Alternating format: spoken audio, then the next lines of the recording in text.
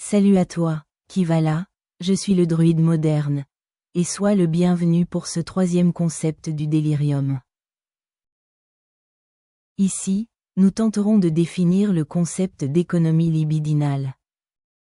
Ce concept a été développé par Bernard Stiegler qui s'est basé sur le travail de Sigmund Freud.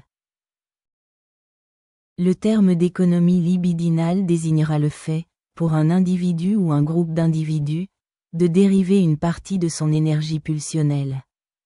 Les envies de sexe, la faim, l'agressivité. C'est-à-dire de retarder l'assouvissement de la pulsion.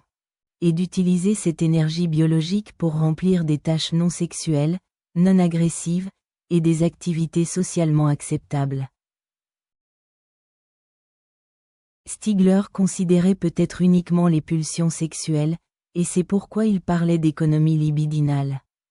Si on englobe la faim et l'agressivité, peut-être est-il plus juste de parler d'économie pulsionnelle que d'économie seulement libidinale.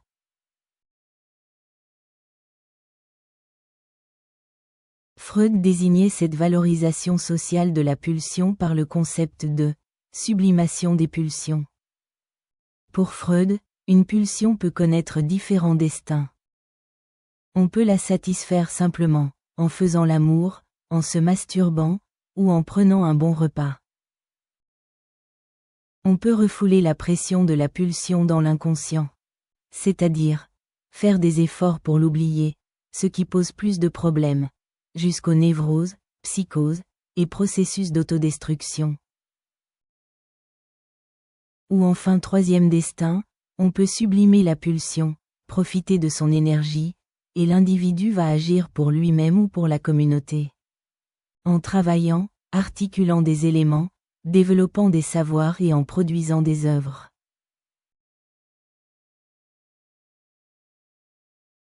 La pulsion serait donc l'énergie biologique de base, et l'économie pulsionnelle, le fait de transformer la pulsion en habitude socio-technique.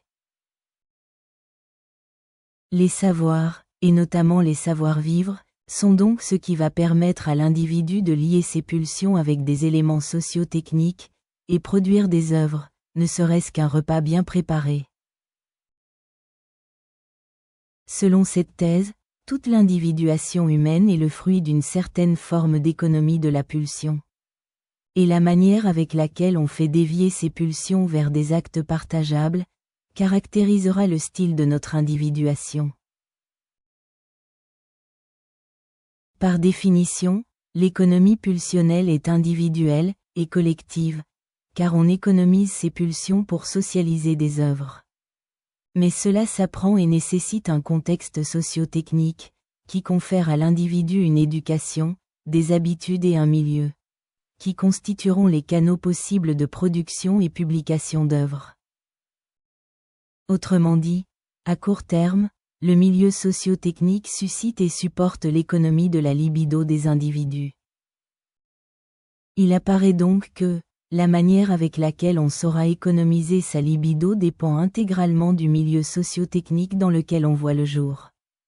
Il y a une surdétermination sociale, voire une détermination sociale, et ainsi par exemple, les individus des classes basses ne peuvent, en aucune manière ou que très marginalement, adopter des comportements et des situations des individus des classes hautes. À moins d'un changement socio-technique profond.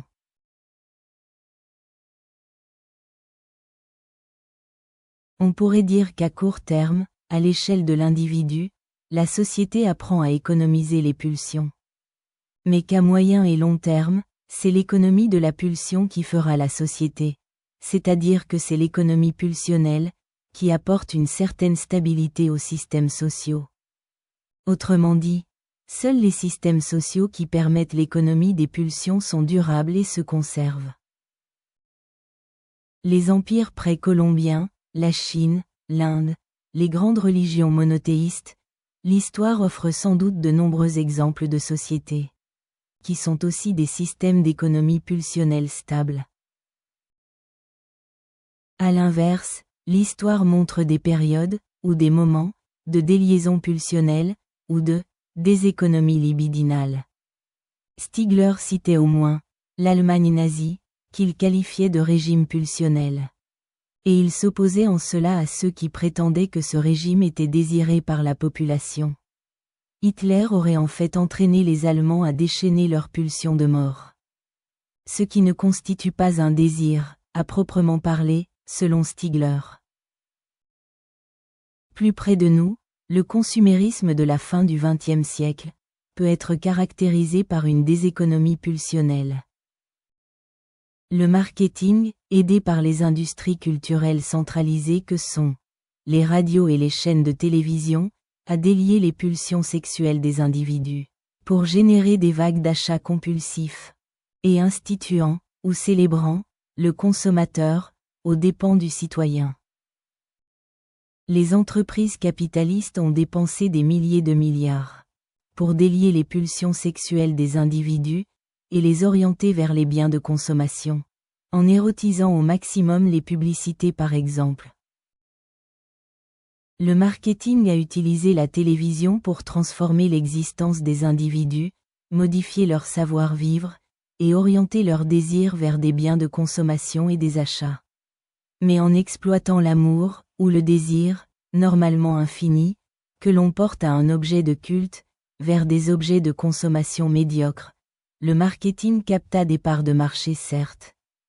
Mais il provoqua une immense déception et la désindividuation de masse caractérisant la fin du XXe siècle. Selon Stigler, le marketing a ruiné le désir, provoquant un immense mal-être, la désindividuation, ce qui a beaucoup été documenté par le travail de l'association Ars Industrialis. C'est-à-dire qu'en plus d'épuiser les ressources terrestres, la société consumériste détruirait les ressources psychologiques, les capacités de l'esprit et la possibilité de faire société. Par contre, en économisant leur libido dans des œuvres sociales, plus que dans la consommation, les individus investissent un sentiment d'amour pour les objets de leur pratique. Ils prennent soin de ces objets, d'eux-mêmes et du monde. L'économie libidinale est à l'origine de l'amour de soi et de celui des autres. Elle permet d'apaiser les mœurs, et d'obtenir des sociétés pacifiées et durables ou métastables. Nous sommes encore actuellement dans le système capitaliste consumériste, mais il se peut que les choses évoluent.